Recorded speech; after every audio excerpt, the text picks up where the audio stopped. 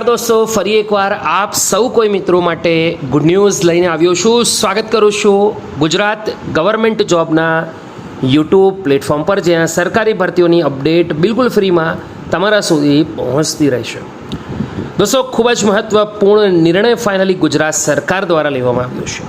જ્યાં દોસ્તો ગુજરાત સરકાર દ્વારા આરોગ્ય વિભાગની અંદર સ્ટાફ નર્સ કાયમી ભરતી કરવાનો ખૂબ જ મહત્વપૂર્ણ નિર્ણય લેવામાં આવ્યો છે. રાજ્યના સામૂહિક આરોગ્ય કેન્દ્ર અને સરકારી હોસ્પિટલ ખાતે 1903 સ્ટાફ નર્સની ભરતી કરવાનો સંવેદનશીલ નિર્ણય લેવામાં આવ્યો છે. રાજ્ય સરકારે રાજ્ય સ્તરે 1903 સ્ટાફ નર્સની ભરતી કરવામાં આવશે. તારીખ 5 ઓક્ટોબર બાદ ઓનલાઈન અરજી સ્વીકારવામાં આવશે.